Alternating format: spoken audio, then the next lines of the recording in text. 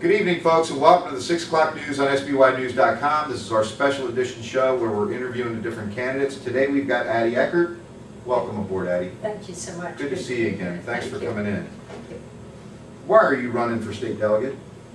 I'm running because I believe I have something to offer the citizens of the 37th Legislative District. I've been there for about 16 years. I've worked. Is that all? That's all. I've worked on both the House Economic Matters Committee and I've worked 8 years on the House Appropriations Committee, so I think I have a fair understanding of the budget process, the economic situation in the district, and the healthcare issues due to my healthcare background. So okay. I think I bring something to the team. Okay. Why should the voters support you versus your opponents? Do you have an opponent? Yes. Okay. Yes. Yes, I do. I think I'm a seasoned legislator. I know a little bit about the history. I've been through 2 administrations now, so understand the dynamic that occurs when the changes take place.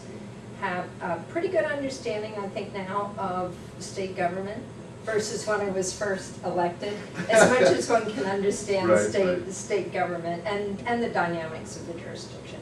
We on the Eastern Shore are in an awkward situation many times because of our environmental status close to the Chesapeake Bay, being small towns and communities primarily, and having a lower tax base than many other places on the Western Shore. So I bring an understanding of that, and I'm willing to fight for what I believe to be important to the citizens of this district. Good, thank you. Under the current administration, Maryland taxpayers received the largest tax increase in history. How do you believe that the governor and the legislature should attack Maryland's current fiscal situation? Thank you. Sorry about that. Good question. Is it? Good okay. question. Something that has not been done is to really do an overhaul of government. I've been real disappointed that we have not done that. We've picked at it around the edges. We've reduced state employees. You know, we've taken from this pot of money and that pot of money to be able to have the general fund be able to serve the operating needs of the state.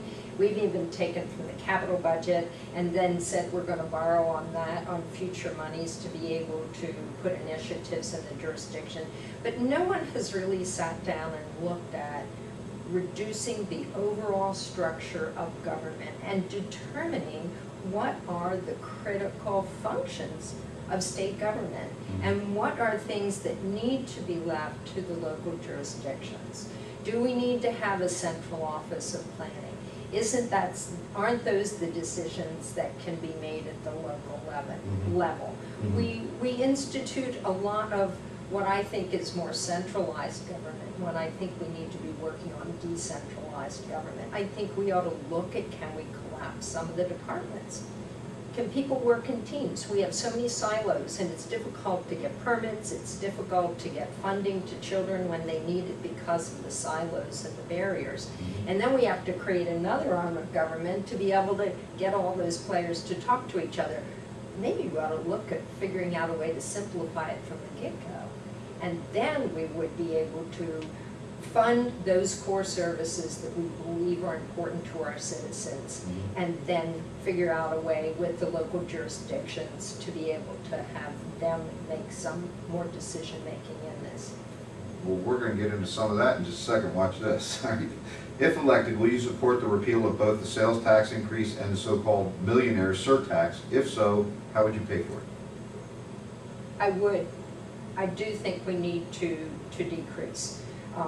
We increased those revenues on the eve of a recession. They were the largest, as you said, the largest tax increase to Maryland citizens.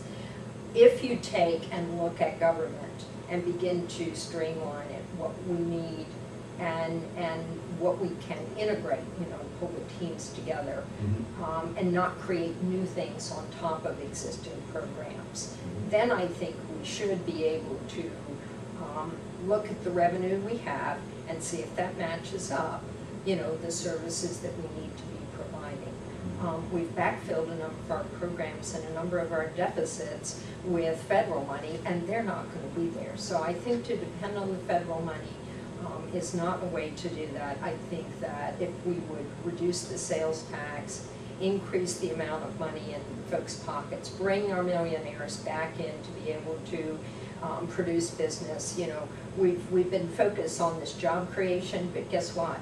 If you don't have business, and if they aren't doing well, you don't have work. And if you don't have work, you don't have jobs. That's right. Under the current administration, we've seen a great effort by the state to force Wycomico County to strip farmers of their property rights by taking away many of their development rights. Do you support this? If not, will you commit, if elected, to support legislation to get the state government out of local planning decisions and, if need be, eliminate the Maryland Department of Planning? I think it needs to go back to the local jurisdictions. There has been a very slow erosion, and as I said before, of bringing all of that decision making back to a centralized function that I was talking about earlier. And now it is very difficult. We have critical areas legislation, and we have a lot of other local decision making that I know in our county, and Dorchester's being hamstrung because then the state supersedes what the locals were doing. And I believe the local jurisdictions were doing a good job, and some of the things that people don't understand is that when you have a good local system, it's hard always to communicate to the state folks who want to impose more restrictive or maybe less restrictive, and there's a clash between what is in the local law, what is in the state law, and there's a tendency to just keep on moving without really integrating that and sorting it out and making the corresponding changes. So that's where we get all of the stalemate. There has to be a certain amount of development in all of our jurisdictions. Has to be. In many of our counties, it's such a high percentage of government subsidized individuals that if you don't have, as I said before, if you don't have the corresponding tax base to offset that, you can't provide the needs and services that you need to in your community. And that's the balancing act that I think the local jurisdictions have to deal with. And we need to put our brightest and our best at the local level. But if you thwart their efforts to do what they believe is in the best interest of the citizens and let them work with all of the various voices in the community, let them resolve it at that level. But people are very quick to go up and above and then come back down instead of talking to the folks at the local level to make it happen. Yep. In your opinion, what are the greatest challenges facing the lower shore, and how do you believe you can help to solve those problems if elected or re-elected? Healthcare and economic development, and I think those two are go together. We have a federal healthcare bill that's being rolled out that's going to need some work on. But as I look at it, I don't know how it can be rolled out adequately and really do what it was intended to do, accessible healthcare, affordable healthcare for folks, if you don't have the healthcare providers. Again, we have a lot of regulatory and reimbursement dynamics that make it very difficult for physicians to practice in Maryland. We haven't done as much tort reform as I think needs to be done. So that is, you know, we were talking about the overburdensome tax and regulatory climate we're living in. It works for healthcare as well. So that really has to be looked at. We've been working hard to try to improve the pool of physicians, that is residents who come to the shore, who stay on the shore and can open up practice so that we have an adequate supply of dogs, because we have an aging population on the lower shore or the whole shore. Our nurse... Speak for yourself.